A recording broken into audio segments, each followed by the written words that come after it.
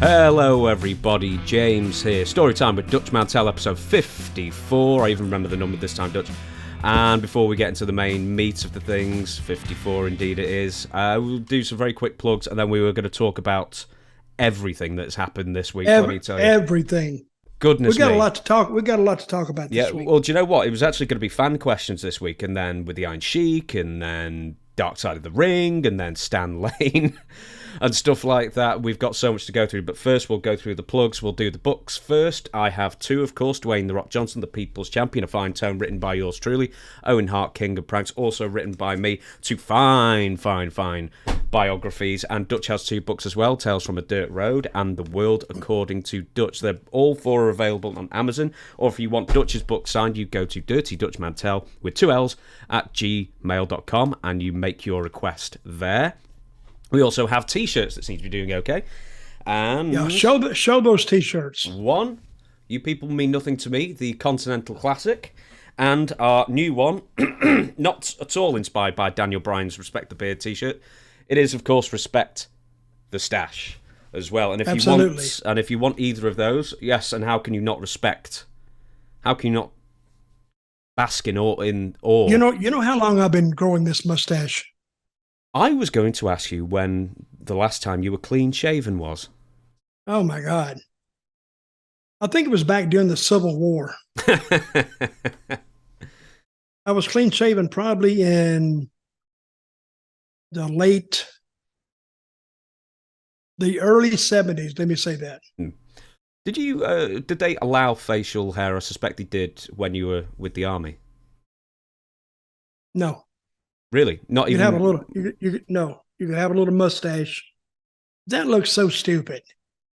A little mustache. I'm not saying anything about your mustache, James. Well, I can't grow one.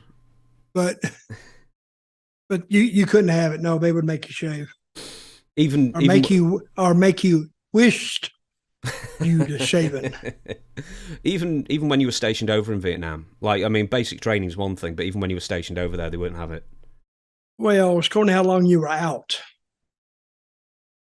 Because if you went out in the bush and you were trying to get some soap or something, they had an acute sense of smell, and you could tip off where you were. Really? Which wasn't good if they knew where you were, because they would wait till it got dark and they'd light you up.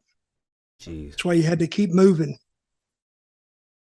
One day we should just do an episode on Vietnam, or is that something that you wouldn't be that interested in going through?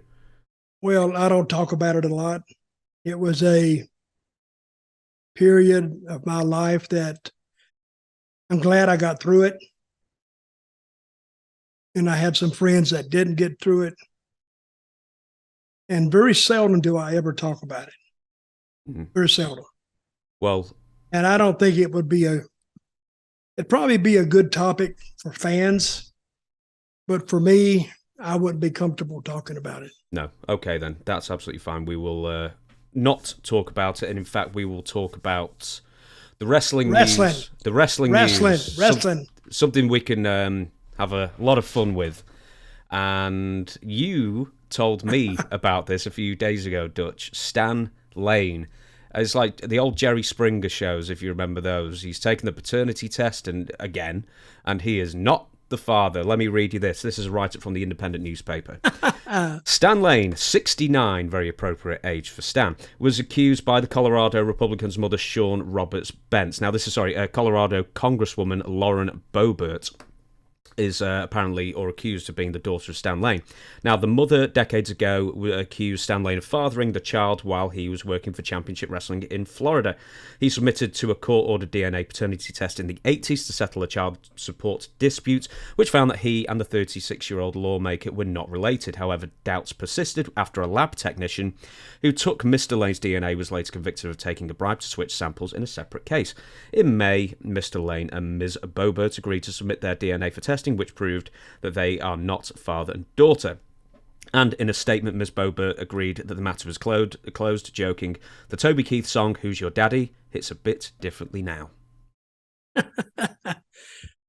Well, I had heard about this case, probably 5 or 6 years ago. And I went, who is this woman and where was it? I would have thought it would be like more like Memphis or somewhere in Tennessee or Kentucky or somewhere, but it was in Florida. And it doesn't surprise me, you know, Stan is a good looking guy, always surrounded by good looking females. And sometimes when we would stay over, it was nothing to see Stan with a female or two going up to his room. And it didn't surprise me that it could have been his daughter. And then, as you've just read, you know, the mother claimed that he was the daddy a long time ago. And they took a DNA test. Is that what it is? Yep. Oh, a paternity test in the 80s. Oh, okay. But a paternity test, which proved that he wasn't the father, but the mother doubted that because the examiner, or the person who collected these samples, had been accused of altering results for money and wanted another one. So Stan says, okay, we'll take another one. And they took one, and it proved that he is not the father of Lauren Boebert, or whatever her name is. Wouldn't it be fun if it was revealed, like, you know, a lovely, like a big, like card in a gold envelope, something like that, you know, really, real showbiz style. Well, not Jerry Springer. He has shows like that, but there was another show that was all they talked about. Who's the Daddy? I can't remember the name of it. It's not on anymore. That was a great show. I love to watch that show because people love to watch people in turmoil and agony and distress, and it was one of my guilty pleasures. And they would go back and he'd open it up and he says, "Robert, you are not the father." And all the girl, she'd just go nuts and she'd run in the back. Oh my God. Oh my God. They had one girl on there. They'd had her on 4 times with 4 different guys, and none of them were the father. So that girl, she led a very busy life. So, but anyway, I'm glad they got that straightened out. We don't got to hear it anymore. And Stan, I think he dodged the bullet, to tell you the truth, because I think he does have some more kids running around. Oh, do you? Well, I mean, with Stan's reputation as Mr. Lover Lover, I mean, I know you don't know the Shaggy song, Mr. Lover Lover, that one. Stan's got the reputation of reputations, hasn't he? Well, he has to have, because he was a very, very in-demand individual back in the day. And he didn't get married to, how old is he now, 69? 69. I don't think he got married to about 10 years ago. And I asked him, I said, "You don't want to get married?" He said, "Nah, not really." And I don't blame him. I mean, he had a bunch of girlfriends. So instead of settling for just one, he settled for 10 or 20 or whatever he ended up with. I'm going to quote this Mick Foley thing. Not really a quote, but Mick Foley once said it wasn't an unusual sight to see Stan Lane walking to his hotel room with 2 women and a jug of baby oil. Yeah. Well, that makes you think some things, but yeah, but I've seen him walk with 1, and that's why I said maybe 2, and it could have been more at times. But hey, what he did was his business. I've always learned to stay in my own lane. And I knew a lot of guys who was very, very jealous of Stan. Because if he had 2 girls, that meant maybe one guy didn't have a partner that night. And they said, "Well, wait a minute, maybe you should introduce me to her." But he didn't. No, he wasn't sharing the love. No, he wasn't. With that being said, I wrote this down beforehand. I think there's a story of what maybe Stan Lane being victim to the Mabel rib at one point. I'm sure you know what the Mabel rib is, but what is the Mabel rib? Oh, you don't know? Oh, you don't know what the Mabel rib is? No. Oh, right. Okay. Is that is this an English thing? No, it's a wrestling thing. Okay, let me have it. Essentially, there's various variations of it, but you're with a girl, and then someone plays their boyfriend with a shotgun wielding, saying, "How dare you?" Blah blah blah, and sort of chase them out of the room, and that's the Mabel rib. I've heard of it, but I didn't know it was called the Mabel rib. And you used to do that rib on guys who were new, who are completely new to the territory, that they don't really know the landscape of it or the makeup of it. And then can you imagine a guy just coming in and getting a good looking girl, and somebody knocks at the door, and all of a sudden somebody got a shotgun? I think I'd be leaving that territory. If that was her brand of humor, I think I could go without that. Well, at least it wasn't in Calgary. You never went to Calgary because, one, it's cold, and two, they made you go into a shack in the woods first before you were chased by a psycho with a shotgun. One more thing I want to bring up is Stan Lane has also, apart from being accused of being the father of a child that wasn't his, he's been accused of being dead, which he isn't. Yeah. So, do you know the story well? I've heard the story. Yeah. So I'll just. But I don't know where it happened, who did it, why.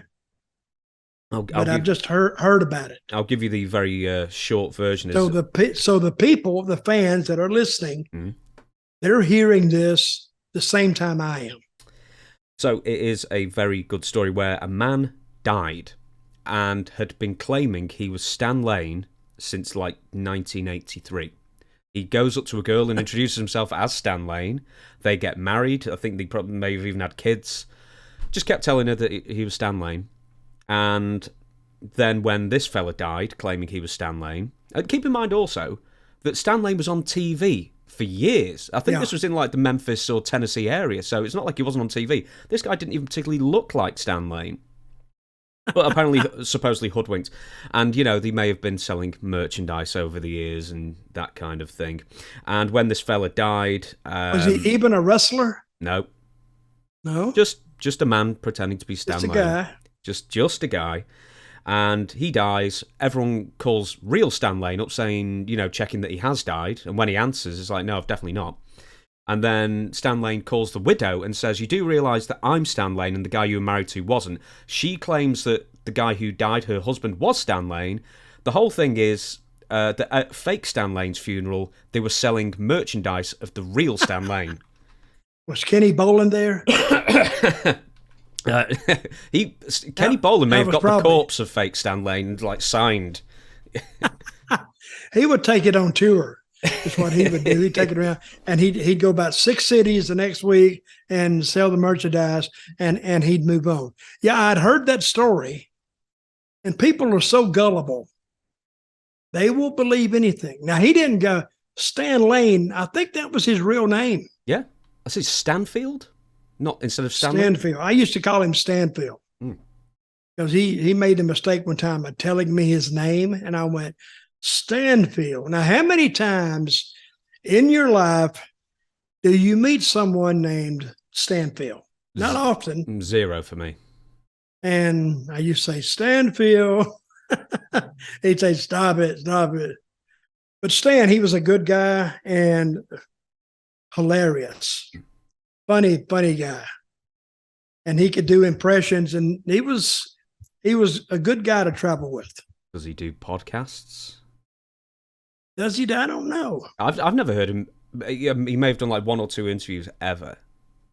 You want me to check and see? Oh, that'd be brilliant. That'd be a get as well, Stanfield. Oh, we need to get him. We do need to get him. All right, so write it down, folks. I'm on the quest for Stanfield. And let me see if I can run him down. That'd be brilliant. We'll move on. Jimmy Hart would have his number. Well, you need to call Jimmy Hart as well. He's you know who would have his number? your buddy Steve Kern. Ooh, yeah. I suppose we could. I suppose I could ask. Yeah, he would have his number. I think they stay. I think they stayed fairly close, and I think Stan. I think he's in Florida right now. He could drive down. Where all of us go. We're not Florida oriented, but we'll check on that.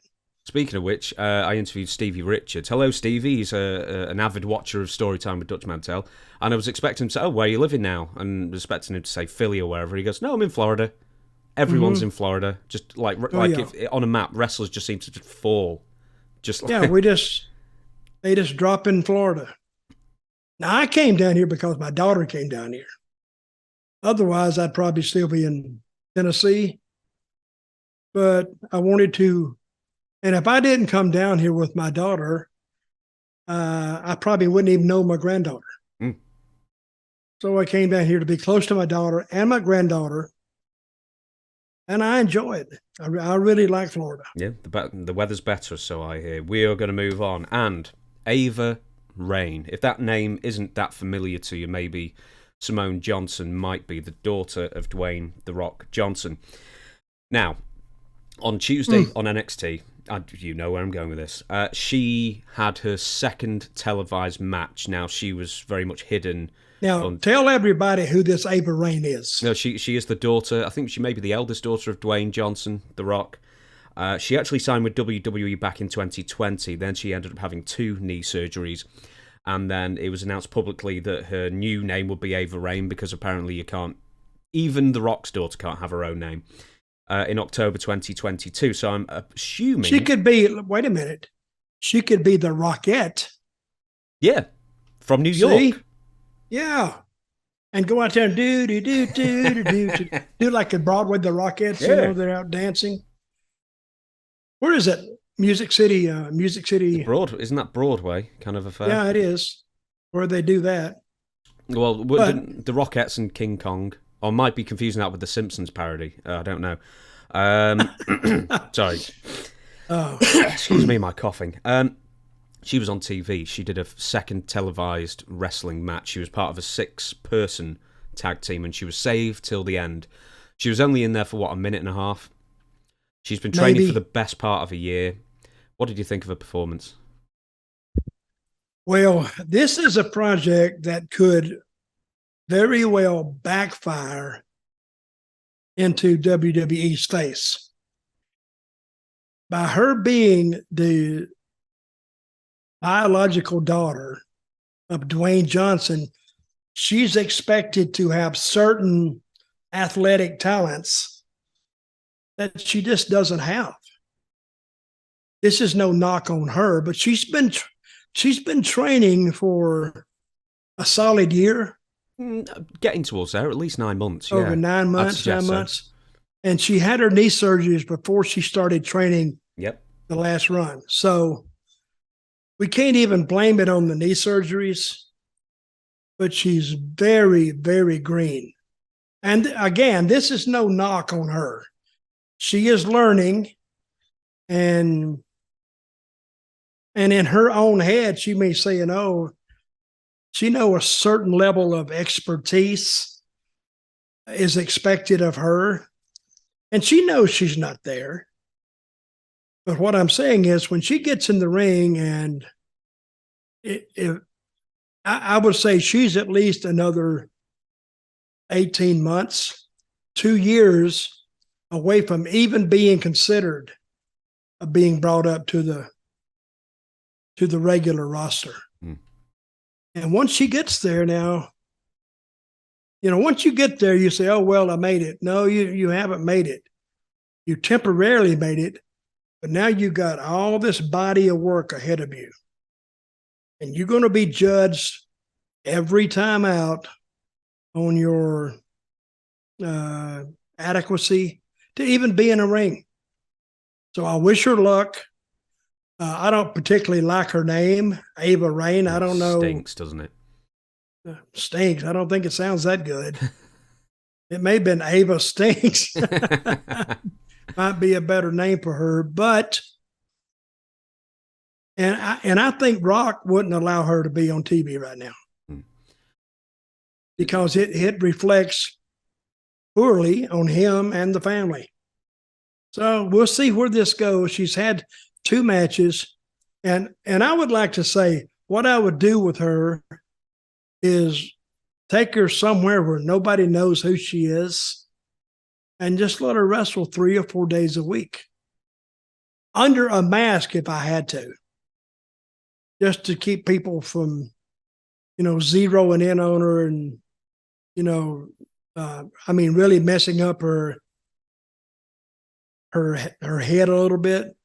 But where she's going to learn is like, it's actually where I learned. I would just make all these little independent shows. They might have 20 people out there or 30 people or maybe more. But when it got up to 50, hell, it was like a sellout. But that's where you learn to walk to that ring, listen to the people, determine the temperature of the room, and adjust your performance that night according to what the people are popping on. You go to comedian shows, right? You ever see them walk around the ring? Walking around the stage. Mm-hmm. Yeah, they always. Do you know what they always do? All the comedy shows I've been, whether it's like Ricky Gervais or Russell Brand or Al Murray, I know you don't know who he is, or Jason Manford, my local comedian, and they always start talking to the audience, and they say, "You sir, what's your name?" And then they come up with a joke or whatever, and then they'll go, "You sir, what's your name?" And they just sort of get like how much people are laughing, what they're reacting to, and then just exactly. They're reading the room and they're picking their corners, and they say, they're trying to find the funny corner is what they say. And you go out and you make small talk. Well, I did about, 5, 6 stand-up routines. And I started off, and I have a piece of paper, and I said, I don't know why they gave me this to read. For the owner of a 2014 something Prius green with tag number so-and-so, please remove it from the parking lot. It's not blocking anyone. It's just a piece of shit. And I would always start it, and that would get a little laugh. And then I'd just go ahead and read the room. And of course, they were there to hear wrestling stuff. So I oriented most of it to a lot of wrestling stuff. And it worked. I would draw of course, I wouldn't draw 500 people, but I'd draw 100 people. And the way it was, I really liked the way they did the split. You know how they did the split? 50-50. Huh? No.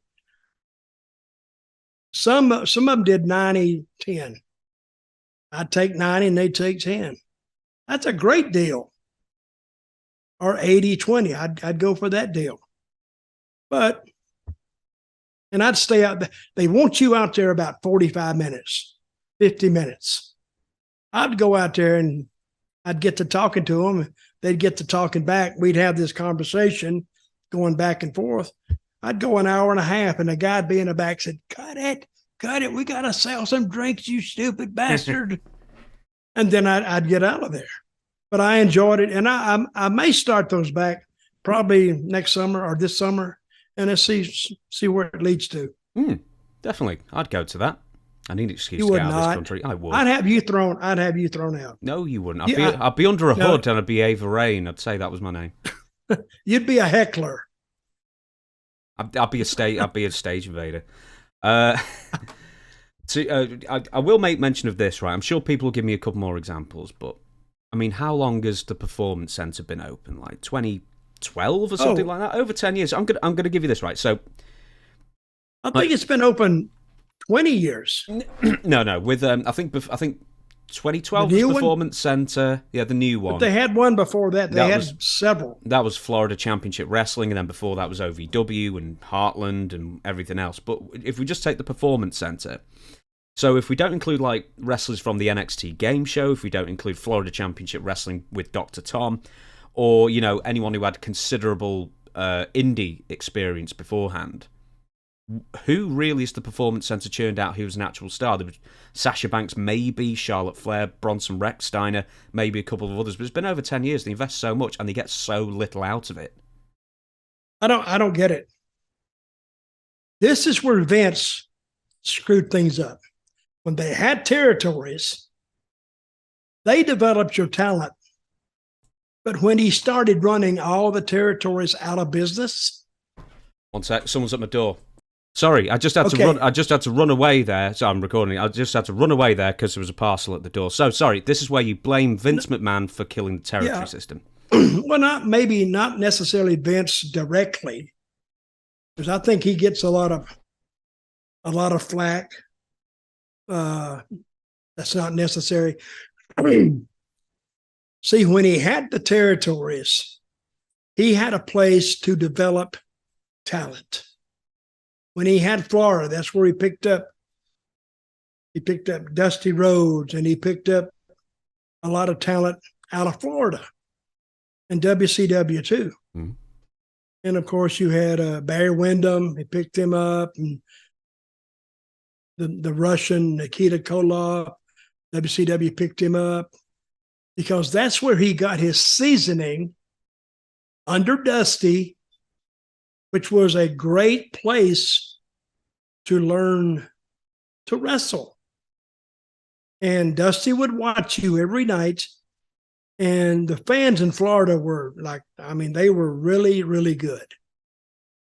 So when you go out there and you come back, it was like you took a test every night.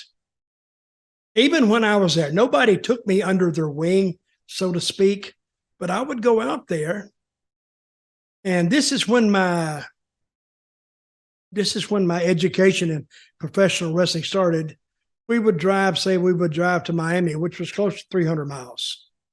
So if I had any questions, I could ask whoever I was riding with, or two guys, whoever I was riding with, and they'd tell me what they thought. And we weren't pressed for time. And then we would talk about other stuff. But after the matches were over and on the way back, that's when my schooling began. Mm-hmm. And they say, don't do this and don't do that. And what the F is that? What are you doing? Pay attention. But I always heard this: listen to the people, and they'll tell you what you're doing is right, or they don't much care for it.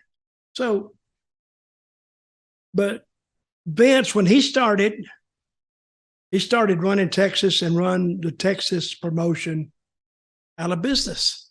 He would run Florida twice a year, the big towns, and he'd have TV all over the state. And the smaller scale TVs that didn't have the money to put in their TV, of course, they couldn't compare to what WWF was putting out. And he just ran them out of business. And in so doing, he lost his training facility, which cost him no money. Yeah, he lost, and it didn't cost him any money. So when they decided to put up a training center, and they've had them in Louisville, they've had them in Memphis, they've had them in Atlanta, but you had 3 different ones. So they decided they would, put them all together and put them in Orlando.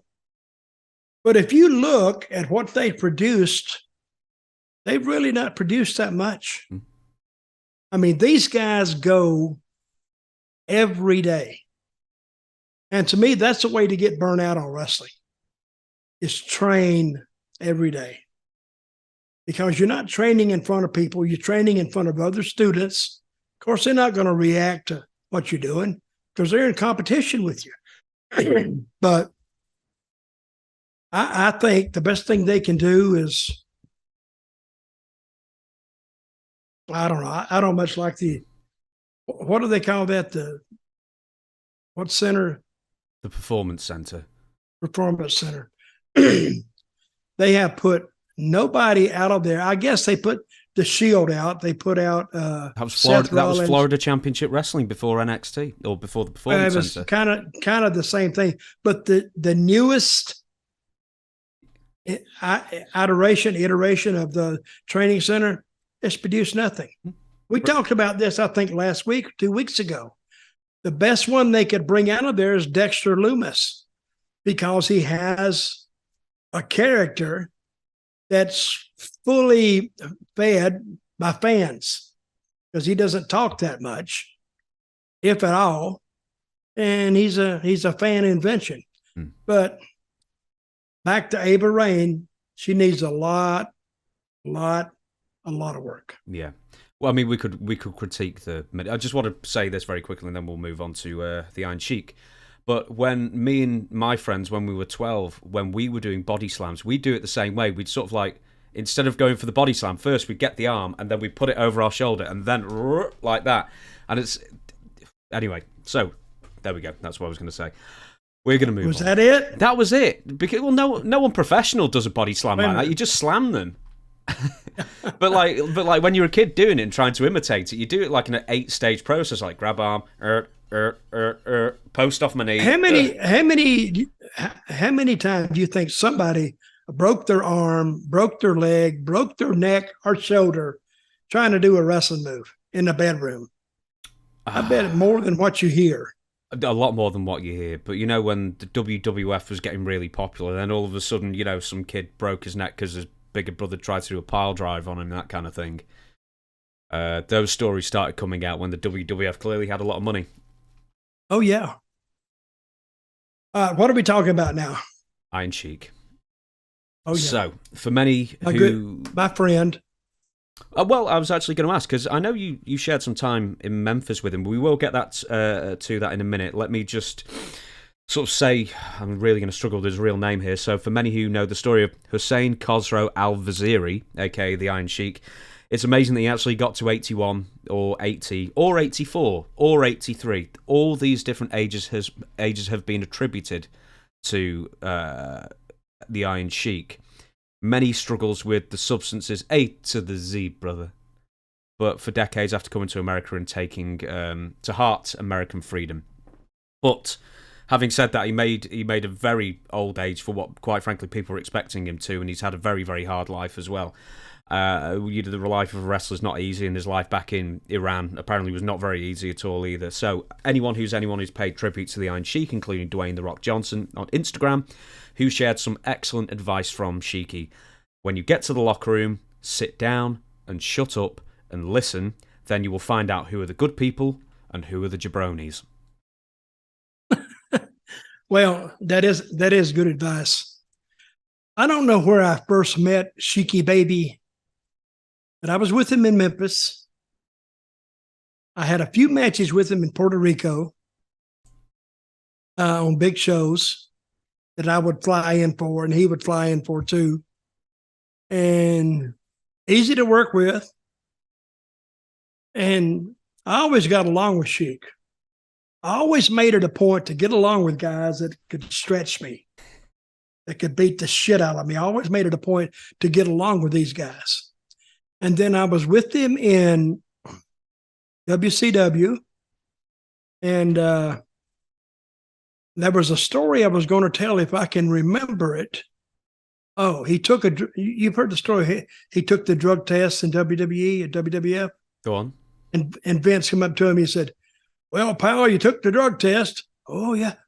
Oh, yes. He said, "Positive." He said, "Oh, thank you. Oh, positive is good. No? Oh, positive is good. It's good." He said, "No. Positive means your own drugs." And he didn't understand it, but he went around, "Oh, no, positive is good. He was. So the story, and I may have told this story a couple of weeks ago. WCW at one point, they were running 7 days a week. They would run Sunday to Sunday. And you'd go back to Monday to do TV. And then as Tuesday morning hit, you're back on that plane, going out on the road again. So I hooked up with Sid Vicious and Iron Sheik. Oh, and it was 64 days before I saw the inside of my house. 64 days on the road. But after 30 days, I couldn't take Sheiky Baby anymore. We almost got in a big fight at a bar in Knoxville, and I just couldn't take it anymore. So I begged somebody, just let me go with you. I'll pay for the car. Just let me go with you. And they let me go. So what was it? What was it like having Sheik in the car? What would he say constantly? Oh, he was talking to Sid mostly. He was putting Sid over. Sid was he was the big main event, one of the big main event heels, and he would call him Sir Sid. Oh no, Sir. He would call him Sir Vicious. Oh, Sir Vicious. Oh, Sir Vicious, and he would just put him over and go on, and I would just sit up there like a goof and just listen to it. And Sheik, there was no telling what he was going to do, when he was going to do it, or what he was going to say.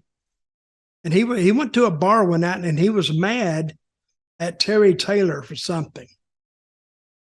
And he went into the bar, and I think everybody in the bar knew that Sheik was pissed at Terry Taylor for some reason. And I think Terry had slapped him or something. I don't know what he was thinking. But when he come into the bar, you Taylor, I kill you. And he took off after Terry. Terry ran out the door. He didn't catch him. But if he'd have caught Terry, he may have broke his neck. But he was a character. One time we were in Knoxville, and he was going to do an interview. And it was about Doug Furnas. You remember Doug Furnas? I do. The name? Yeah. Well, give the people a little background on Doug Furnas. Doug Furnas was a big University of Tennessee football player, running back, I think, and he had huge legs. He could squat like 800 pounds. Unbelievably strong.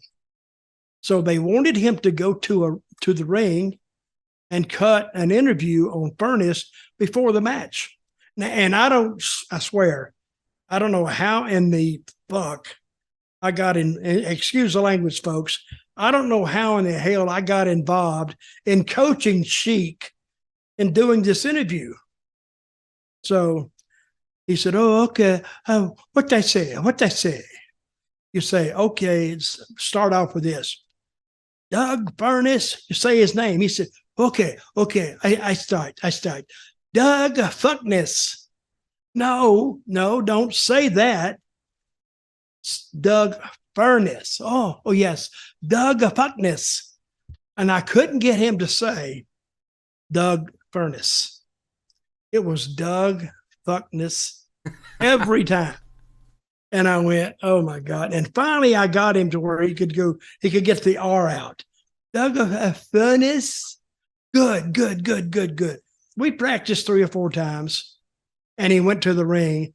And I step out of the dressing room. He takes the mic, and the first thing he said was, Doug Fuckness. And he said it again. And I said, well, I did all I could with him, guys.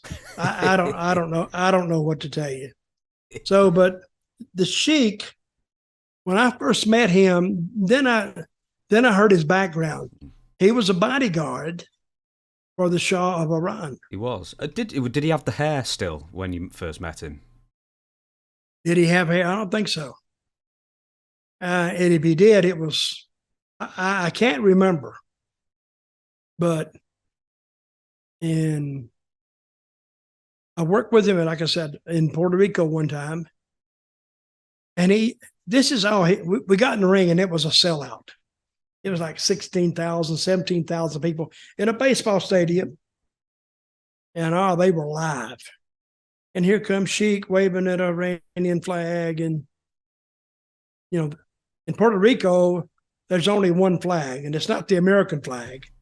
It's the Puerto Rican flag. So they didn't like that. So I get in the ring, and he starts beating the shit out of me. Oh, Bubba. Oh, sell, Bubba. Sell. We walk around the ring at least twice. He's saying, sell. Finally, I said, God damn, man. Listen, why don't you sell a little bit? Boom. And I come back on him, and he sold.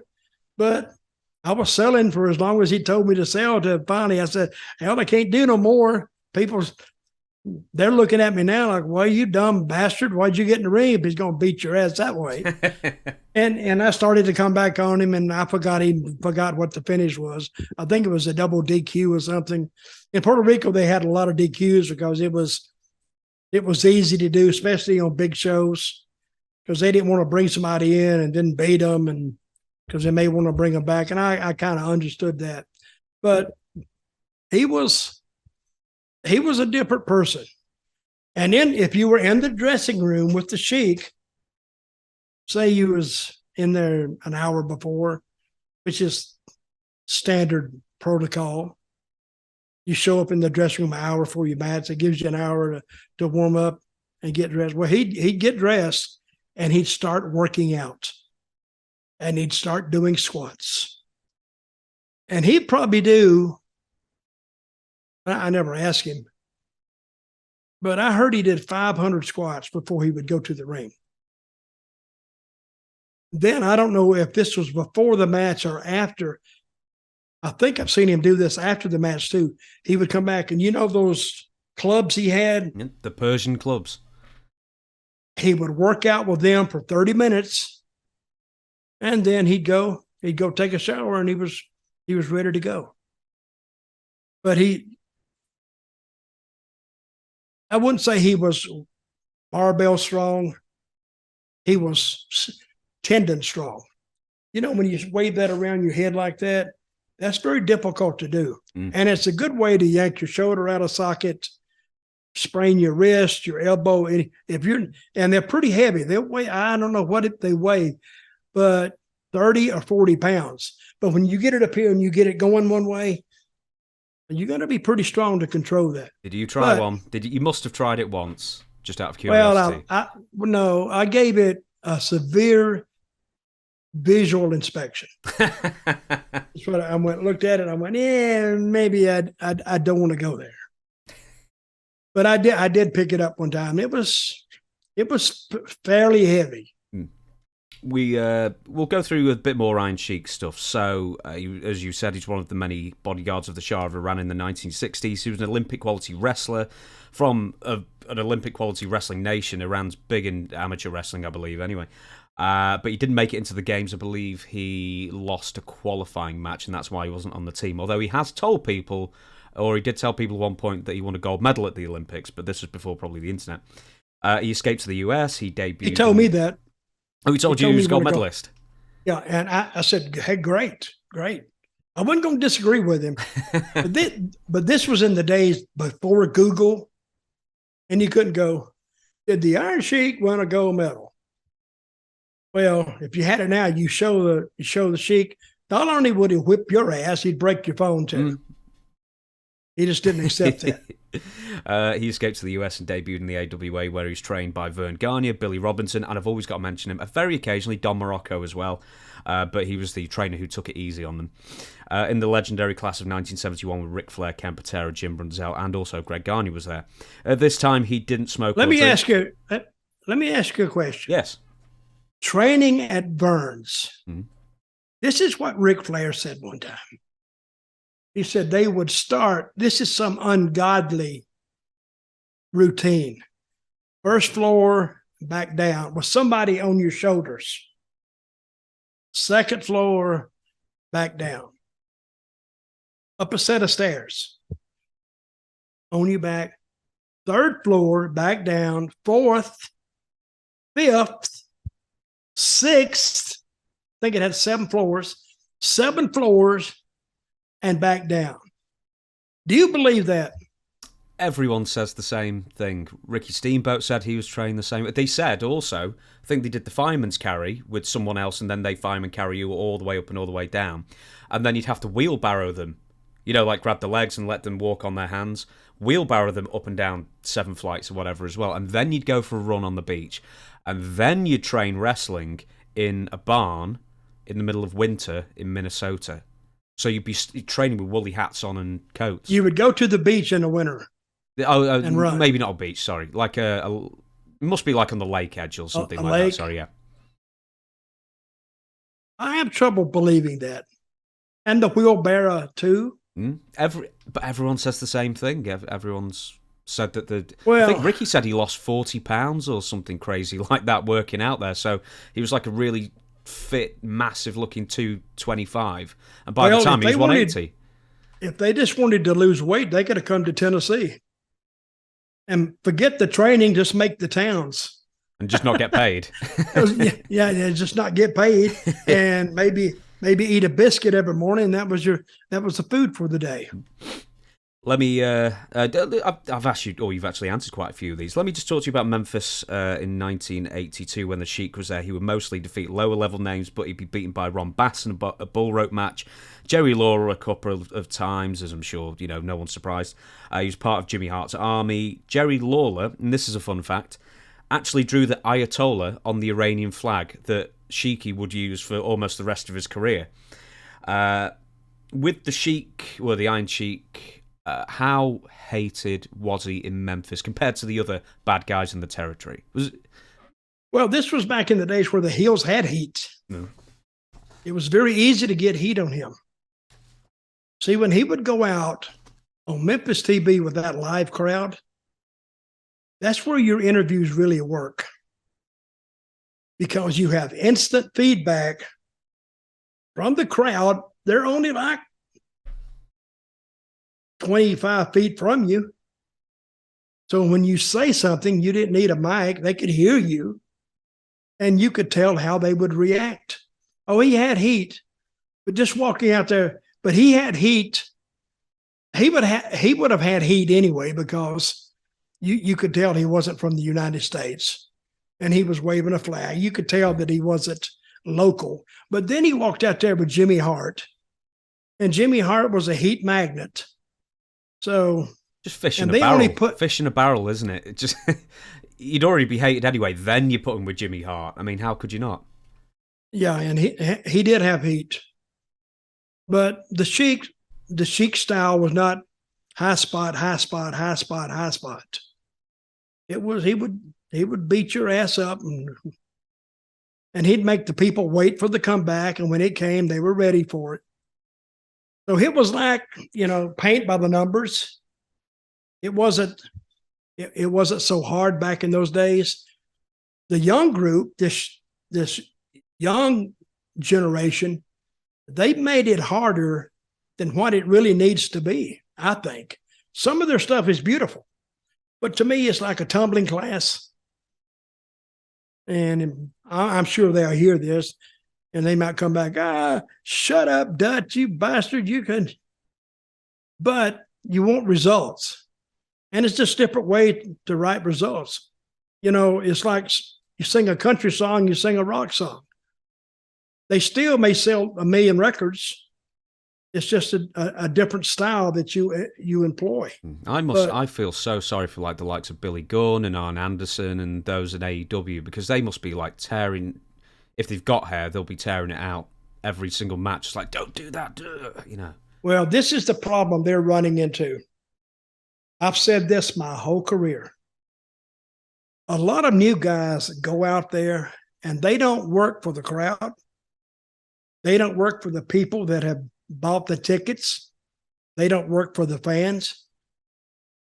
We call it, they work for the dressing room. And they go back so the dressing room can say, wow, man, what a spot you did. I bet they really popped in that Dante Martin spot off the ladder. It wasn't the only thing that popped. His ankle or his leg. And I've often say, when you do spots like that, they're memorable for about, 10 minutes maybe. But it's memorable to you for the rest of your life if you get hurt. And sometimes when you get hurt, his leg will never be the same again.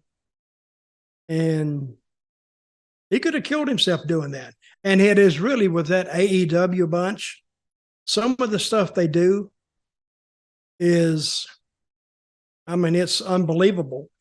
And they're either lucky or just God is looking after them. Because some of them should have been really, really hurt.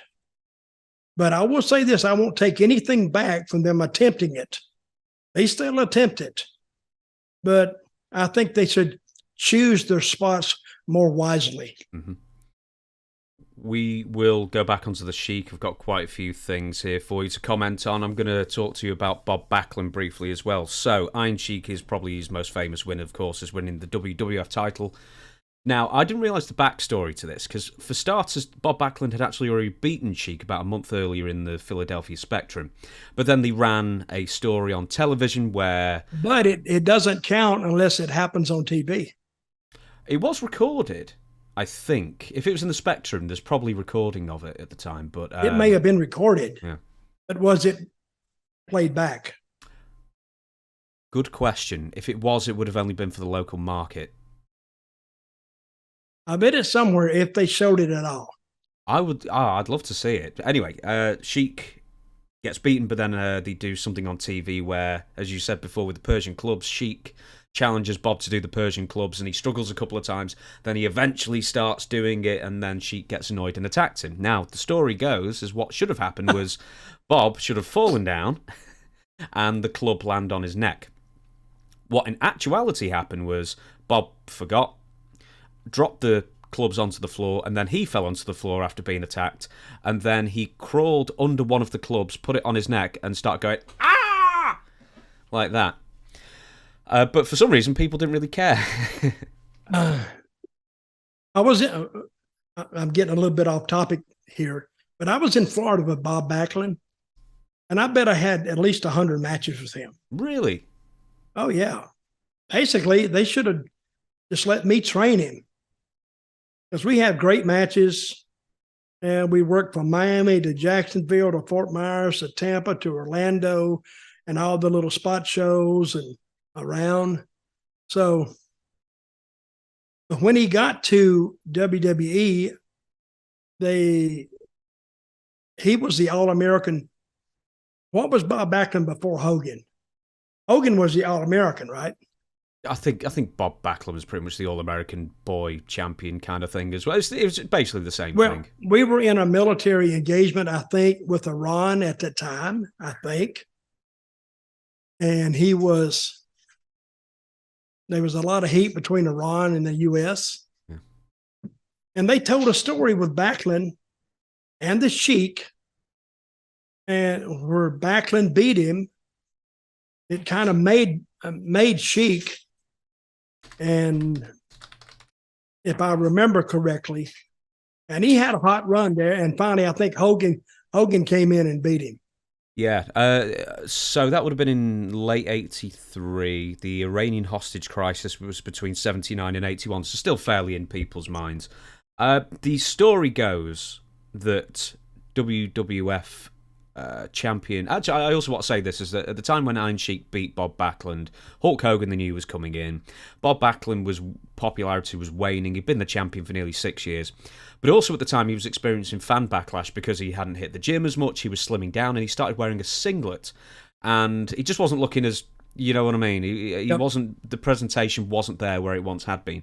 So the decision was made for Sheiky to be the transitional champion. Then the story goes that Vern Gagne offers the Iron Sheik somewhere between $75,000 to $100,000 to break Hulk Hogan's leg in the Madison Square Garden match where Hogan then beats the Sheik and becomes the WWF champion and leads the rock and wrestling thing for the next few years. Do you believe that Vern Gagne would basically take a hit out on someone else? I don't believe that. I really don't. For some reason. Because he could have broke his leg, but is he going to get his money up front? Well, apparently he didn't. Well, I've heard that story, but I never put much stock in it at all. But, I don't think that story is true, even though I've heard it too. But I've never heard it substantiated by anybody else, really. With apparently Greg said no, that didn't happen. But then he's obviously going to defend his father. Do you know any similar stories between promoters trying to really screw each other over in a similar sort of style, or something just as vicious and cutthroat as that? Oh, there've been a lot of promoters, mostly lower level, that tried to screw each other over. Cornette was probably the master of it. Cornette was trying to run a show in Knoxville, and there was this independent guy that kept messing with him. And Cornette said he was going to shoot him and kill him. Oh, I don't really know the story, but he pulled up at somewhere, and the guy was there, and they got out, and I think they started tussling. And then I think Cornette went for his gun, and the guy took off. I can't remember the guy's name. Terry Landell. It was Terry Landell. How do you know that? And I don't know that. Because I know that story very, very well indeed. It's a great story. It is a great story. And I've had, he told me the story. Both of them told me the story. And Landell is such a bullshitter, but he's such an entertaining storyteller. And Cornette is too. When they start telling this story, and Cornette said, I'd get that.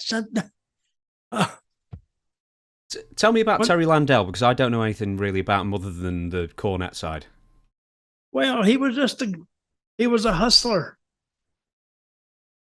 I think he ran a lot, I think, with the county fairs, and he had, the dunking deal when the guy gets on the seat, and if you throw a ball and you hit it, he gets dunked. And this clown, of course, he gets up and runs his mouth. Oh, you couldn't hit the ball side of the barn. And he makes these people mad, so they keep spending money trying to knock him off. So he came from that background, which made him a perfect fit for pro wrestling. Then he got to where he was putting wrestling shows on with the county fair, which is a paid show, so you don't depend on attendance. So he would get, I don't know, back in those days, $1,500 to $2,000 to put on the show, and he'd put a bunch of independents on that he probably paid out total $300, and he had a ring, so that didn't cost him anything. So he got in on that deal, and he was a Landell because he wanted to be friends with Buddy Landell. And a very entertaining guy.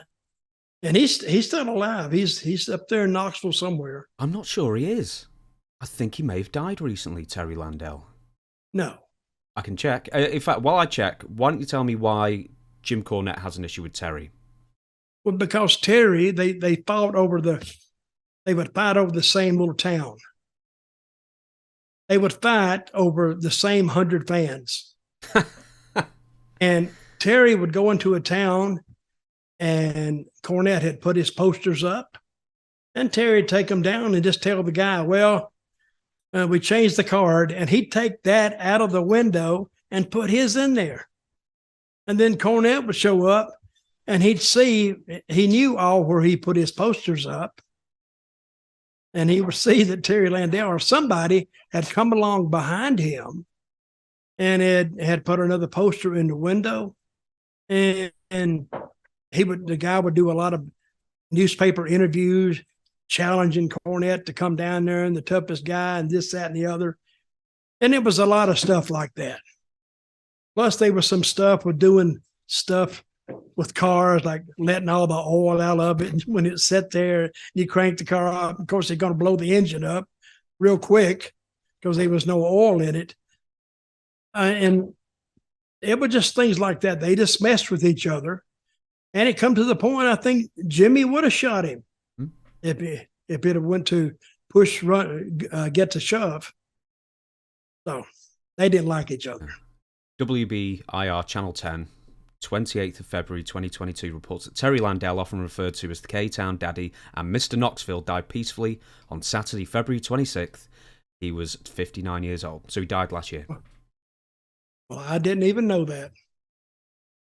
This is very educational for me to talk to you.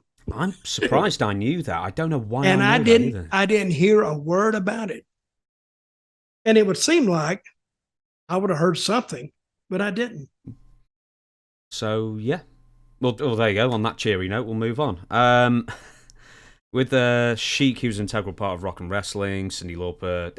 Have you got any stories of Nikolai Volkoff, his long, probably suffering tag team partner of the years in the 1980s? Did you ever meet Nikolai?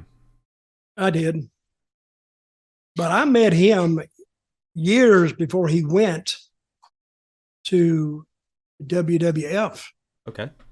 I met him when he was with. He was one of the Mongols. With Bill Eadie, of course. No, before him. Oh. He was with Gito Mongol. This was back in the territory days. And man, he was a big guy. He'd go out there and shave his head. They'd have that Fu Manchu mustache. And now, back in those days, people believed these guys were actually from Mongolia because Kayfabe was still intact. And he never talked to anybody. He never talked to any fans or anything. So if I'm a fan and I'm sitting out there, and that was part of the allure of going to wrestling, because they tell you the story and you accept it, that these guys were from Mongolia, and they would just get bits and pieces of what the announcers would say. And of course, the announcers would never be specific on any one issue. They say, oh, they immigrated to the United States in 1972 and blah, blah, blah, blah, blah. That would do that. They would say they just showed up somewhere, and they would go maybe over their Mongolian background, which was totally made up. And the people would buy that. And that's where I met him. And still, he never even spoke in the dressing room. Of course, let me defend myself here. Hell, I didn't speak in the dressing room either, because I was afraid to speak. Remember what the Iron Sheik would say? Mm-hmm. Go into the dressing room, you sit down, you sit up, and you listen. That's what I did, because I was afraid to speak up. I was in the dressing room. I may have said this before too. I was in the dressing room for 2 months with Abdullah the Butcher. Yeah. Before I knew he couldn't speak English, and before I knew he spoke English. And one day he said, oh, thank you, Bubba. Thank you, thank you. And I went, what the hell? He's speaking English. And somebody looked at me one day like, you idiot. What are you? Are you just a mark? And I went, oh, yeah, I think. I embarrassed myself. Do you have any specific stories with Nikolai? Because I think there's two things that come up with him. One, he was unbelievably cheap. And two, he would cook all his meals in the hotel room on a little hot plate. Well, I've heard that. But he was a friendly guy in the dressing room. He didn't talk a lot. I wasn't with him a lot. Nobody ribbed him. I don't think he ribbed anybody else. But a lot of those guys who came from a background like he came from were notoriously cheap. They saved their money. I'm trying to think. Skandor Akbar, you remember him? Mm-hmm. He was cheap as hell too. And I'm trying to think of a few more that were really, really cheap. Of course, you get the Mick Foley status and the Owen Hart status. Those are the two modern day guys that are cheap as hell, and they won't spend nothing. Rip Rogers is another one that he told me that the whole ketchup soup thing from ketchup packets, he never did that. Yep. I don't know. Rip he did a lot of stuff, but he was cheap. And Randy Savage, very, very cheap. So it would you would have to do a vote within the business to see who the guys, the wrestlers, thought was the cheapest in the business. Where were you on the scale? Well, I wasn't the cheapest. I would spend a little money, not much. The reason I didn't spend much is because I didn't make much. But I wasn't as cheap as those guys. Well, I've got to ask this, right? So the classic Iron Sheik story is from 1988. He's feuding with Jim Duggan, and then he's caught in a car with Jim Duggan with some recreational goodies, as you might call them. And Vince McMahon says they're both fired. They'll never be back again. The quote attributed to Vince is, "This business is bigger than a six-pack and a blowjob," is what he says. And then obviously Jim Duggan turns back up in a few months. Iron Sheik turns back up in a couple of years when there's another spot for him. Do you know, apart from that example I've just given you, do you know of any warring on-screen rivals who were caught in public together, and what was the punishment handed down? Oh, there's a lot of guys been caught in the same bars with guys they were feuding with. A lot of them didn't care. And a lot of them said they would go over there and talk to the guy, and people would see it. They would see it. And if anybody said anything about it, he said, "Hey, man, we're off work." He said, oh, that's okay. That's okay. He said, "We could fight now, but why? I don't get paid," which made sense. And guys would understand that. But going into a bar and having a fight, they just lock you up and take you to jail. And they would tell fans that. I think, but the guys who really cared, let's go back. I'll take you back to the days of Johnny Valentine and Wahoo McDaniel. You know how Gunther throws those chops? Mm-hmm. And these guys wouldn't go 10 minutes a night, 15. They'd go 40, 45, 50. Sometimes almost go time limit draw. And man, they were bleeding from their chests, literally bleeding. And the people would sit there and you could hear it. They made believers out of the first 10 rows of ringside, probably the whole arena. And they made believers out of themselves. Johnny Valentine had a story that they might think wrestling's fake, but they'll know one thing for damn sure is that I'm not. And he had Johnny Valentine drew a lot of money, but he drew it the hard way. He worked for it. And I've said this before, that's who Gunther reminds me of, especially those big hard chops. But as far as running around, piling around with your guy you're working with, in Memphis, it would get you probably fired. We never tested it. And if it's an emergency, yeah, you could get by with it. But that's the way we lived for up to probably the 1990. Is we it was like the little truth that's not talked about. So I believe it wasn't Eddie Graham and Bill Watts would probably definitely fire you if it got back to them that you were in public with your on-screen rival. Yeah, Bill Watts could, according to who it was. Bill Watts would first look at how it's going to affect him. And if it was two guys that couldn't draw any money or wasn't drawing any money, sometimes he got rid of them because he was going to get rid of them anyway. And Eddie Graham he may have done it, but I never heard of him doing it to anybody. See, those guys, you could actually, the thing with Bill and Eddie, you could literally go in and sit down and talk to them. And they would talk to you as a talent, not as a promoter. Just going to say, "What are you going to do with me?" This, that, and the other. And I always had a lot of respect for Eddie Graham. And I had a lot of respect for Bill Watts, not the way he paid, but I had a lot of respect for him because these guys went from wrestling to owning their own territory and producing great TV. We will move on to, it's not really the main event of the show, but it's the only other thing we're going to talk about and some various questions from it. Did you watch Drak Side of the Ring, Magnum TA? I did. Good show. That surprised you. That surprised you, didn't it? I didn't ask you beforehand. I just assumed you hadn't. No, I watched it. Good show? Pretty good show. Pretty good. Okay, let's put this in context. It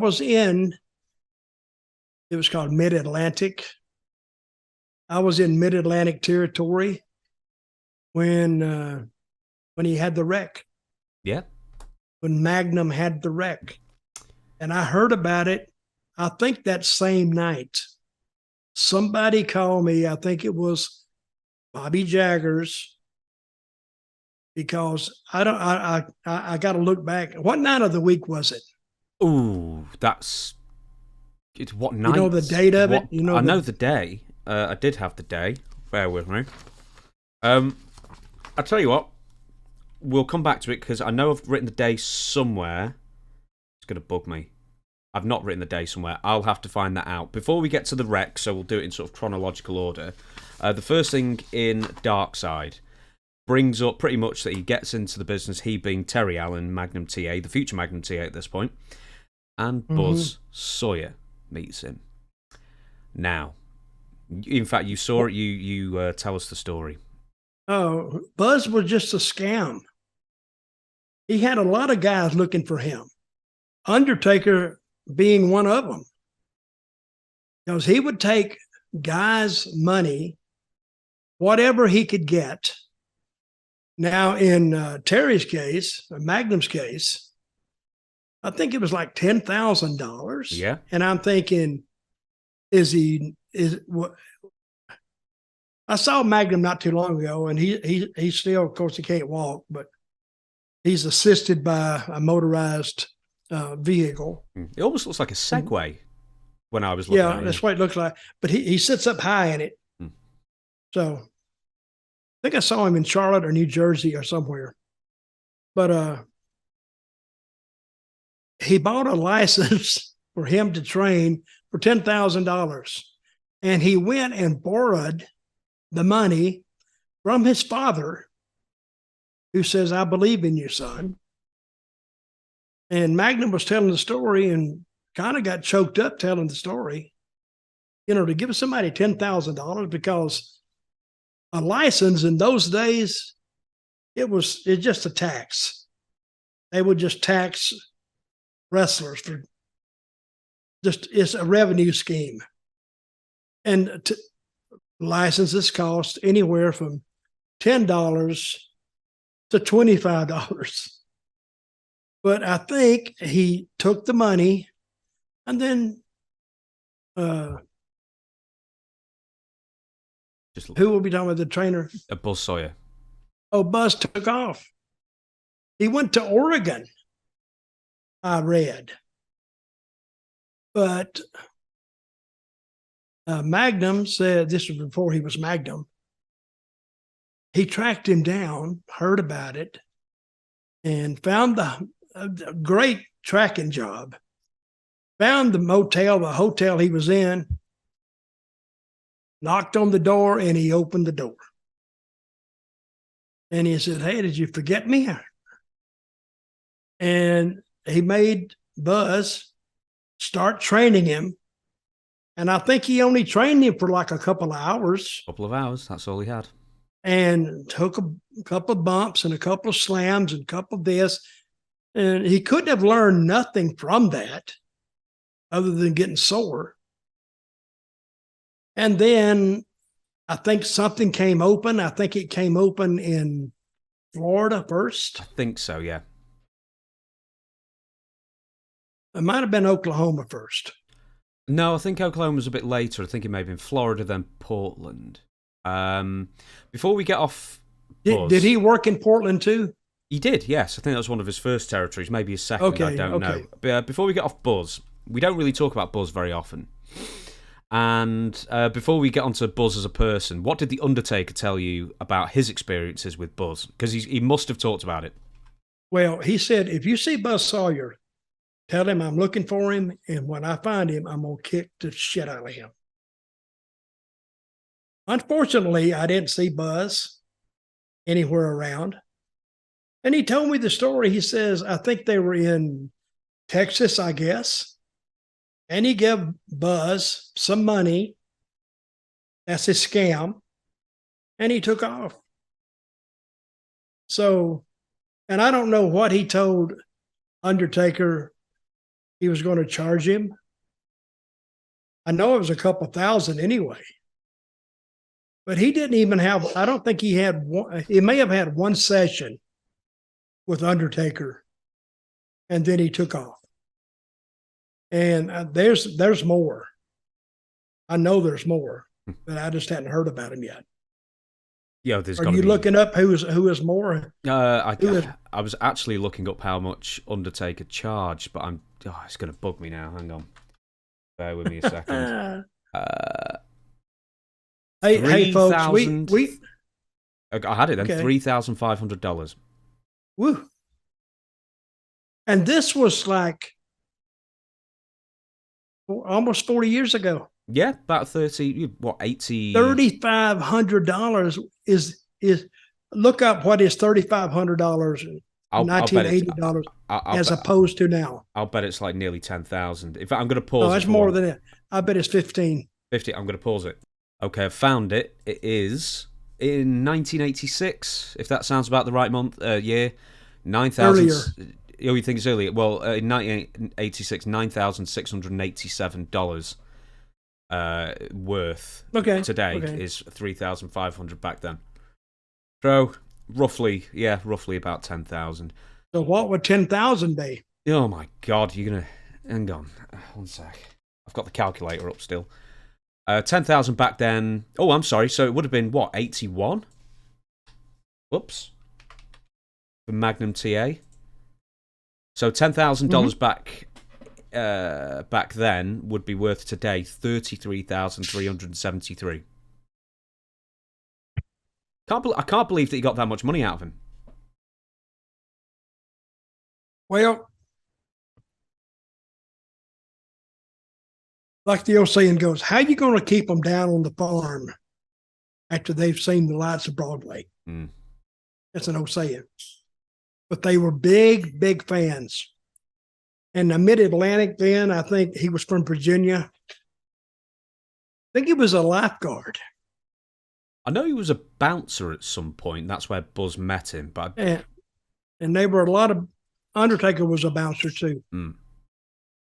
But they see these big crowds and they got to think you're getting rich. But they don't really know how some of these greedy ass promoters were because the promoter gets first count on the money. And nobody sees any figures at all. And even if you did see figures, who says they're the right figures? You don't know. Because you look at the house sometimes and you say, okay, we drew $15,000 last week, say in Memphis. Or say we drew, say, $20,000 last week, and it looks the same the week after. Well, you may ask Jerry Jarrett or Eddie Marlin or somebody. They say, oh, no. The house is down. There's a lot of free tickets out there. What? But see, you don't know. And they could have been telling you the truth, but you didn't know. But I will think, I think that Mid-Atlantic paid well. And Mid-South did not pay well at all. And that's when you would need a brand new car every year because you just wear it out. Every year, you're going to put at least 2,000 miles a week, and that's if you drove. 2,000 miles a week times 52 weeks, that's 100,000 a year. Let me ask you this. Did you ever wrestle Buzz? I never wrestled Buzz, but I did see a match. Him and Tommy Rich. I think they were in Chattanooga or somewhere. And they went out there, and for the first 5 minutes, they literally burn it down. They had a lot of heat with each other, with the fans. And all of a sudden, Tommy Rich went out, and while Buzz was selling, and he's blown up, and he throws up outside the ring. Then they start back again. Then Tommy is selling, and Buzz goes to the other corner outside the ring. He throws up too. Both of them threw up. Then they finished the match. Those guys, they had great matches. It couldn't compare to some of the spot fest you see today. But as far as pure energy, pure feeding with the fans, they burn it up. Was he? I mean, a lot of promoters obviously put up with Buzz, and I imagine quite a lot of the things he got up to, like tried to start fights with everybody around him and that kind of thing. So Buzz was crazy. Buzz was a mental case. Again, I'll go back to what I said earlier. I got along with him. Of course, I didn't give him any money, and he could beat the shit out of me. So I made it a point to stay in my own lane around Buzz. I would just hear things from the gossip lines going back and forth. And I wouldn't go up to him and say, hey, straighten me out on this. Because it was more fun to hear the gossip than actually get the truth from Buzz. But the Undertaker was going to literally kill him. Well, not literally, but he would have punched him. He would have got into it with him. And probably Terry Allen would have probably maybe kicked his butt too, because he was a high school state champion wrestler in Virginia, so he knew how to handle himself. And Buzz wasn't a slouch either. Well, that's what I was going to ask. Where does he rank on the sort of tough guy scale, Buzz? Well, he could probably be pretty raunchy.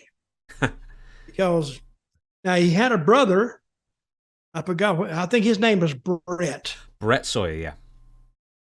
And he was okay. But Brett kind of ran on Buzz's notoriety. And that's why, and Brett was a pretty good kid. But Buzz didn't give a shit. He did not care. And his interviews he was entertaining to watch. And I wish we would have more characters like Buzz. Okay, earlier in this podcast today, I'm doing a callback now. You're saying NXT, they don't produce any talent? Because they're finding talent to do the routines. They're finding talent to do the tumbling, the acrobatics, but they're not finding characters. If they'd have found Buzz Sawyer and let him go, he'd be the hottest thing coming out of NXT right now. No, but he was a character, so therefore they would have never put up with him and probably would have fired him within 3 minutes. Yeah, but that's what I was trying to say earlier. They got to find guys who naturally connect to people, because that's all this business is connectivity. And if I don't like a guy, and people, I think the first time people lay eyes on the talent, that's when they're making up their mind. The first 15 seconds, very, very crucial if they're going to like this person or not. Say Ronda Rousey come out and they want her to be a heel and people not like her. She comes out smiling and, high-fiving the kids. What is to dislike about that? But then you got a Buzz Sawyer coming out there snarling and looking at people, and like he's a friggin' mental case. Now you're drawing assumptions in your mind that's going to take some work to undo. But it takes less work to go with it than to undo it. Mm-hmm. So that's my answer about NXT. I think it's a good one. I think they need to go to natural connectivity to fans. And I don't know why they don't do that. Harder to control people like that, I suppose. It's like how they don't make, they want WWE to be the star rather than the individual performers. Well, they do. Yeah. They do, but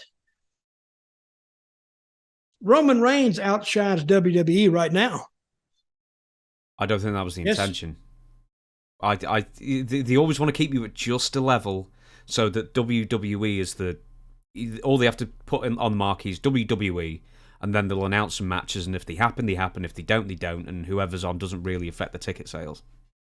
Well, Hulk Hogan, they learned their lesson with Hulk Hogan. Mm-hmm. Then they learned their lesson with Stone Cold. Mm-hmm. Then they learned their lesson with Rock. And they, that's why, and then the Attitude Era, they went to, and then they spread it out. But every version they've had, they've learned. But I think if you get a bunch of these guys together and they all have heat individually, put them together, they should have more heat. This is a thing I was going to bring out last week.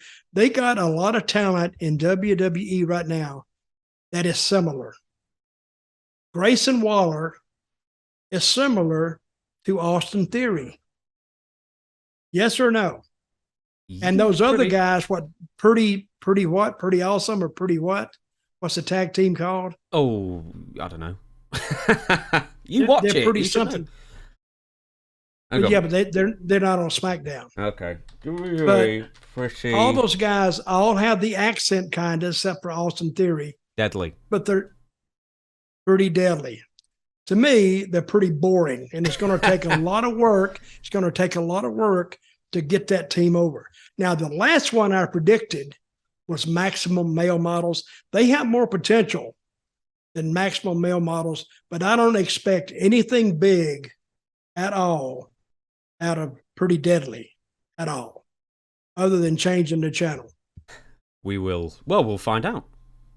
We will find out from there. We're going to go back to Terry Allen. And one of the things that... Would you believe there was infidelity in the wrestling business? And obviously... No.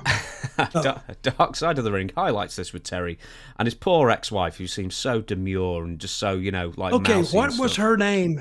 Oh, I can't remember. I was listening to her and I went, what is wrong with that woman? She was so quiet. I kind of sided with him than her, because I said, if I have to sit there and listen to that voice, hell, I might be looking for something too. But she said she called him one time and then he did it again. And hey, there's so many stories about those guys. I mean, they would go into a town and every woman in town knew where they were staying. Of course, Flair would get in the ring that night in Greensboro, and he's saying, we're staying at some big hotel downtown, or name a big hotel. The Waldorf Astoria. Yeah, he said, we're staying there. And when they get there, after the show, guess what you got there? You got about, I swear, 100, 150 females waiting for the guys to walk in. No wonder Stan Lane could leave with 2 or 3, and they'd have these parties. That's why Ricky Morton got his divorce, because he was watching. Oh, this just happened today. This was show Friday. This is a Thursday. Pat Robertson died today. You know who Pat Robertson is? No, I don't. Oh, a huge televangelist. He was 93, died today. But Tully Blanchard got into the religion business. And he was on the PTL Club one night. Or he could have been on Pat Robertson's show. I forgot the name of it. And Tully Blanchard was on, and Ricky Morton was watching it with his wife. And she suspected Ricky was messing around. And he said, oh, no, honey, I'm not messing around with you. I'm sorry. He said, I never would do it. She got to listening to Tully Blanchard tell the story about all they were tempted with in the hotels. Said we'd go in there sometimes, and they were like vodka, and there were beer, and there was smoke on the table, and cocaine and drugs. And he said they'd be like 3 or 4 women almost naked in the room. And Ricky told me this story, and Ricky said, "Oh God, I hope he shuts up now before." And he says, and I used to, and this is Tully talking, and he said, I used to tell the guys, Ricky Morton especially, oh my God, he buried him on TV, and she looked at him, and he looked at her, and he said he knew at that very moment that it was over, completely over. And I wrote a story about it. It's on my website. I wrote a story about it. And oh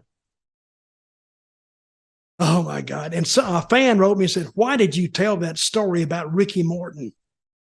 And I said, "Well, hell, he tells it himself. Why can't I tell it?" "Well, you should keep stuff like that private." And yes, I should have. But Ricky, he don't give a crap anyway, especially not now. And that's what they ran into. So Magnum TA's wife, she looked a little bit like she'd believe a lot of things. And the wrestling life for women is tougher than really it is on the guys. At one time, it was called Mid-Atlantic. One time they passed a rule in Mid-Atlantic that wives could not go to the matches. Well, that didn't get over too good with the wives, because what are the wives going to think? What are you guys hiding? That lasted about a month before I think Dusty got an earful. Then they changed it back. But that was see, they usually call those girls that hang around the matches ring rats. But in the nature of, being fair, I never called them ring rats. I gave them a different title. I called them little ladies of the matches, is what I call them. And it was a big joke in the dressing room. But you got to think this. If a little lady of the match comes, guess what she's going to bring with her? Another little lady of the matches, or 2 more. So you're dealing with customers. So you got to be customer friendly, maybe not as friendly as some of the guys were, but that's what it takes to draw a sellout.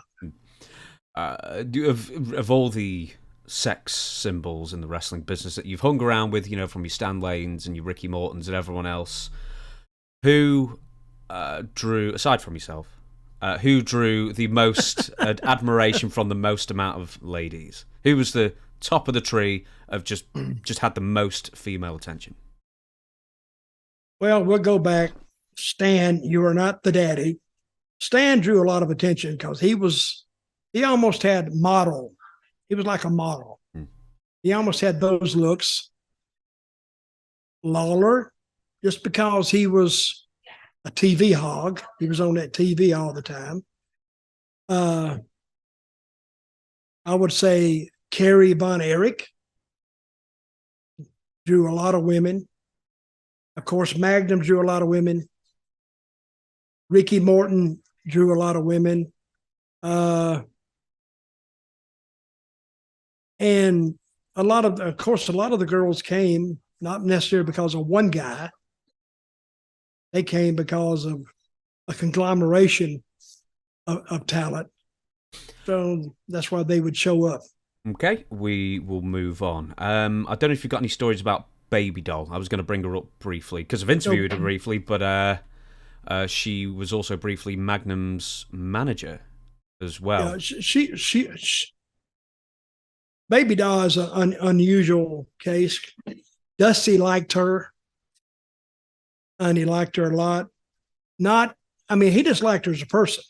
I never heard any stories about her at all. Excuse me, folks. But I think the guys liked her. They respected her because she could take bumps like guys. So you couldn't, back in those days, you couldn't touch women. Now they got them wrestling each other. All the transgenders are wrestling each other and hitting each other in real fights. But you could do stuff with her. Should I say intergender rather than transgender there? Well, they probably got transgenders, right? Well, they have to, actually. At one point in the wrestling business, and I ran into this when I was in TNA, you couldn't touch a woman. You just couldn't touch her because that was one of the I forgot what channel we were on, but it was banned. You couldn't touch a woman. But now, they have women challenging men, and some of those matches are pretty good, but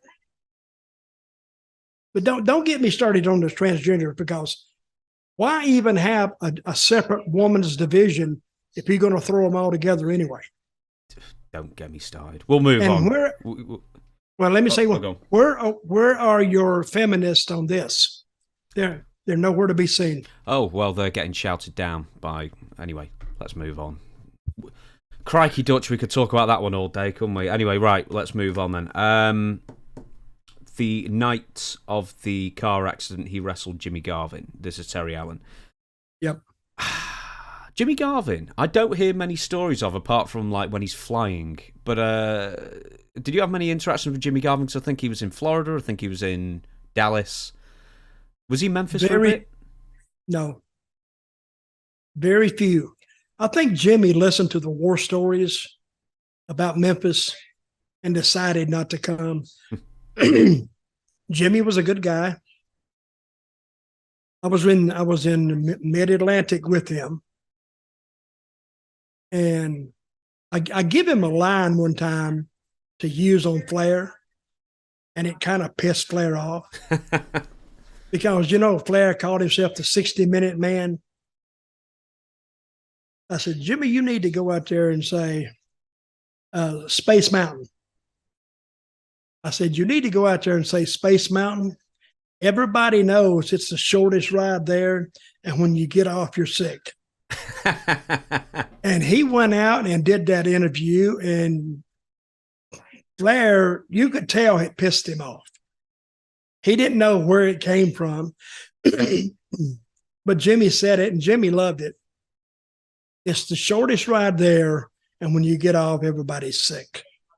Oh, my God. But he didn't like that being said about him. But Jimmy, in the show that I was watching, Tales from the Dark Side, they were going to put the title on him, but they wanted to run that final little angle with him and Garvin just to get him ready. And they used to go to a bar somewhere in Charlotte. I forgot the name of it.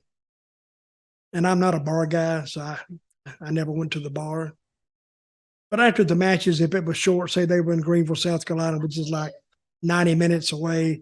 So you would get back before 12 o'clock. You'd go down, you have a drink or two, and you would go home. So he went down there, and I don't know if he had a drink or not. I can't say. I'm sure he was tested, but I don't think he was over the limit. What happened was he had bought that new what was it? Porsche 911 Turbo, bright red. Yeah, and I used to see it when I would go down to the office for interviews. It would sit out in the parking lot. Beautiful car, a lot of power. But when he went around the corner, he hit that water, and he started jet planing or hydroplaning. And he started sliding around and around and around. He hit that tree, demolished the tree. I don't know how he lived. I really don't. Because it was front page news because it happened early enough in the night that he could make the headlines the next morning. And he went to the hospital, and I don't know how long he was in the hospital before he got out. It was months and months and months before he got out. And if it happened today, they would do a GoFundMe. They didn't have that then. But what Jim Crockett did, and Jim Crockett was a good guy. They paid good money. Because Jim Crockett knew that the guys, they bust their ass up and down the road. So you'd have to pay them well. And the trips, they weren't that bad, but what they come up with was, and I think they had like 40 guys or 35 guys in the territory, and everybody put their name on a list, say, deduct $25 from my check this week or $50 from my check this week. And whatever it was, some guys would give 100, some guys would give more. But, and whatever that was, Crockett would match it. And that's how they paid Magnum TA in the early days of his injury. So he had 20 guys paying $50 a week. That's 1,000 right there. Match it, that's 2,000. And it may have been over that. So he might have been making more money hurt than he was actually wrestling. But he was really, really messed up. And I hate to see somebody end up like that. But he had said that he had planned to retire at 30, which I put this much stock in. Wrestlers don't quit. Especially if you're on top as well and you're 30. You don't. Do you know what? I don't want these $500,000 a year things, Oh, screw this. Screw getting that $50,000 pay-per-view main event payoff. Screw that. Of course. But it's a good thing to shoot for. But I believe that just as much as, I don't know, that was just him talking, I think. And a sports reporter called me in Charlotte about probably 3 days after it happened. And he was saying, he says, of all the athletes in Charlotte, they've never seen a response like that for anybody in the public eye in Charlotte ever. The phone board at the TV station, 8,000 to 10,000 calls to the hospital. In fact, from fans, they had to turn off the switchboard, I believe. Well, and they kept it secret what room he was in. And on the floor, if somebody got off and it looked like there were several of them, they immediately put security on the floor, and because they were just overrun. I'm going to go through, because we've not really said the specifics of the accident. So, as we did say before, the Porsche 911 Turbo, while Terry was driving it, he was going around a slight curve. He drove through some standing water. It was a bad day of weather in the evenings after the matches. This is after the Greensboro Coliseum, North Carolina. And the car started to turn one way. He steered into the turn, and then the car just lost control completely, hit a telephone pole so hard it ripped the pole in half. He is still... his C5 vertebrae, he describes as exploded, and he is still technically a quadriplegic, because he has no full strength in any of his limbs, I think. But he comes back as a commentator, a colour commentator, and also he's involved in a couple of sort of like brief physical skirmishes as well. Do you remember when he came back in that era? And in fact, actually, in Drak Side of the Ring, he's actually brought out to an arena. I don't know which arena it was. His first public appearance since. Yeah. Do you remember? Were you there that night? I think while he was recovering, I think I left. And the reason I left was when I booked myself in Charlotte, that's where I wanted to work. I wanted to work the Carolinas and Virginia. And they got this wild hair up their ass that they were going to take over Florida and run it as an appendage to Charlotte. They was going to call it Charlotte South. And I'm thinking, that's stupid. Why don't you just call it Florida? Charlotte South would just damn confuse people. And I had just left Florida maybe a year or so earlier, and I knew when business is down in Florida, it's down. And they didn't mention anything about any guaranteed money, any guaranteed payoff. I said, screw it. I'm not going, so I took off. Do you know what I always found confusing? And I'm sure this is probably just me because I'm not from the United States. But the Mid-South Coliseum is in Memphis. But the Mid-South Territory has nothing to do with Tennessee. I always found that for years when I was trying to learn all these like little territory systems. I always found that so confusing. Yep, that is confusing. And a lot of difference in the territories too.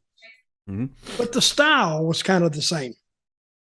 In fact, just a brief word on Magnum TA. Do you think he would have made a good world champion from what you saw? Well, I think so. Oh, yeah. People loved him. I may have been talking a little earlier about connecting to fans. Yes. He had that ability to connect, like Stan Lane did with the females. With the women. No, but he had that connectability. And I will take somebody with connectability any day of the week and twice on Sunday, as the old saying goes. I'll take them anytime over just a pure ringmaster. Because then you can tell a story with these guys. And if they feel like they know that character, and you can convince them that, hey, it's something that happened to the talent, but it could happen to you too, you got them. So, see, that's what Dusty's biggest appeal was. They thought they knew Dusty. See, Dusty never met a stranger anyway. You know, you walk up to Dusty and Dusty, he'll smile and put his hand on you. People jump off a 2-story building for Dusty because he had that ability to connect and talk to them. So, hang on. Sorry, I'm still here. Don't worry. I saw like a flash then. I went, whoa, you've gone. We're going to do the goodbyes in a second. I'm pausing. Okay, he's back. So, Dusty, they're going to jump off 2-story building. Yeah. Well, let's relate this back to Magnum TA. Yeah, they thought they knew Magnum. Magnum to them was family. Dusty was family. And when you do something to family, you do it to everybody in that family. And that's how he connected. But I thought he would have been a very, very good champion. And he'd have been they really wanted champions to be heels because, and the belief being that the people will pay to see the good guy win. They won't pay to see the bad guy win. So he would have to be wrestling faces for it to join. But if he was a face too, you would run into a little bit of a problem. But it wasn't bad for him to say or to have the acknowledgement that he was a world champion. David Crockett suggested that if Magnum TA had won the title, maybe the WWF versus NWA war may have turned out at least a little bit differently. Do you think Magnum TA would have been a game changer to that level? Because Ric Flair wasn't a game changer to that level. You know, it still started falling off the rails around 87, and that was more, you know, partly managerial problems along with booking problems and stuff. But if Ric Flair couldn't, could Magnum TA have changed the game there? Well, it's a good comment. It's a good saying, but I don't know if he would have changed it or not. That all boils down to TV production and TV, local TV in an area. Plus, WWF had Raw. And if they had local TV, of course, I just thought that WWF TV was more slickly produced than a regional TV. But hey, Charlotte, Mid-Atlantic had good TV. They really did. A slight correction would have been Superstars at that time rather than Raw. But having said that, when did they get Raw? 93. Oh, really? Yeah, Superstars went from 86 to 97, actually. But anyway, that being said, we've got... What's Mo saying? Never let facts get in the way of a good story. Exactly, and you've told that to our 48 million regular weekly listeners as well. Listen, Dutch, I'm going to shut down the podcast, and just also going to reveal to everybody that's the last thing I've got. That's the last thing. Can you see it? Oh, yeah, that is good. Pay Dutch. I keep forgetting. Yes, I'm in full agreement with that. So if anybody wants to find out how to buy or purchase a couple of my books, they come personally autographed. And you can get them off Amazon too, but they're not signed. But if you want them signed, just contact me at Dirty Dutch Mantell with 2 L's at gmail.com. You know, why don't we have this on a little bit of a graph here sometimes? We can do. I've just started up a graph with the T-shirts, a graphic, I should say. With the T-shirts. That's what we need. Yeah, that's what we need. I've done a little bit of it's a QR code, like a barcode, and you can scan it with your phone, and it takes you straight to the shop. Well, let me ask you this. Yes. I'm just asking. I don't know. I know very little about podcasting other than what I've done, and you've taught me. But these guys that do a live show, and they get, like on TikTok, right? They get flowers, or it's a contribution. How does that work? Do you know who was telling? Well, I won't tell you who was telling me about this not too long ago. But what we could do one day is have a live show, let's say a Q&A, and if people wanted to ask us a question, they would have to do a similar thing like to get their comment on top. Like they'd go $2 or something like that, and then we'd ask their question. That kind of thing. So we could do that if you really wanted to. Do you think it would be supported? Or would people say, F you money-hungry bastards? We are money-hungry bastards. Well, kinda. But I think people pay Kenny Boland for this kind of service. I imagine they pay us for similar. They actually pay him? I've seen a podcast of Kenny's where, a question comes up, and then occasionally it'll go $5 donation, and then Kenny will go, oh, thank you very much, blah, blah. And this happens on other podcasts as well. I've never tried it. I'm going to show my ignorance here once again. What is patronage or Patreon? Oh, Patreon. That is separate from YouTube. You can put up your own content on Patreon behind a paywall. So, they have a membership of... You can even have tiers of membership, so like a $5 membership, a $10 membership, you'll get more. $20, you'll get more, that kind of thing. But that's all behind a paywall. But, the things about wrestling fans, they will sit and they will talk wrestling all day long. Now, to me, I reach a saturation point where I say, guys, I just can't do it anymore. But if somebody is really interested in it that much, I could be coerced into doing it a little bit for profit. Why don't you do a cameo? I mean, you can cut me out of that one. You just do a cameo. Just, people will pay for a cameo.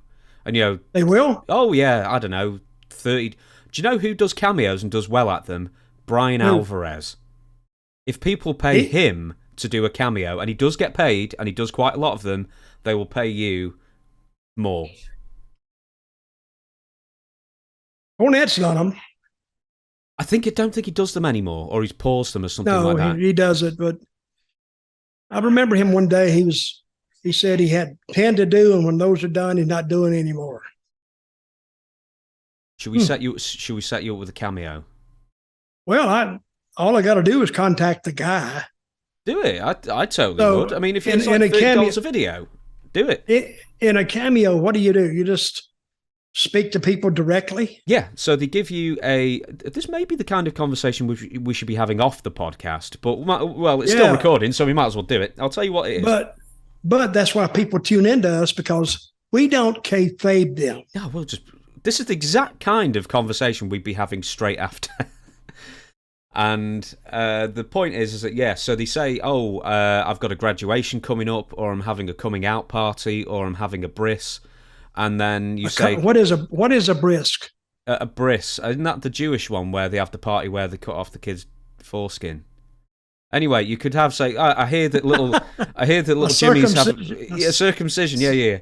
So it's like, I hear little Jimmy's going to, he's gone from a turtleneck to, like a t-shirt kind of thing. You're removing that bit, and I'm really sorry to hear that, but it's your decision, and I don't know, they'll just put in a really like specific request. Happy birthday. I'm gonna try it. Do it, yeah. Get in contact with the guy and do it. All right. I mean, if you had nothing but coming out parties, I'm so pleased to know that you've come out as gay. Just talk about that for 5 minutes, and they'll pay you. But they are coming out as gay now. Yeah, well, yeah. See, that's a thriving market. The old coming out party or announcement. Really? I don't know. I've never let facts get in the way of a good story. That's it. If somebody came out in the wrestling business as gay right now, who would be the most surprising one? Even if they're not gay, I'm just saying. Who would surprise you more? So there's Lesnar. Vince McMahon. Let's say Vince McMahon. That would be shocking. I mean, Brock would be shocking. I mean, it's like with the Vince McMahon whole like mustache thing and like the hair dye and stuff like that. I mean, he's found a lovely man to settle down with, and he said, what you should do is grow a pervert's mustache and dye your hair brown. It's too much. And then he'd call you for a cameo and say congratulations. Anyway, listen, I've never said this before, but I really enjoy doing this with you. I enjoy talking to fans. It's not a job. It's not a chore. Because I think, and the people write me all the time, say they really enjoy the podcast. They like it. And if they want a question, ask. They go to you. Mm-hmm. So questions for Dutch@gmail.com, by the way. What's a certified G? What's that mean? I don't know. I don't either. All right, then. On that note, we're going to close the podcast down. Thank you very much for watching. We'll catch you again next week. And Dutch, we the people. We the people.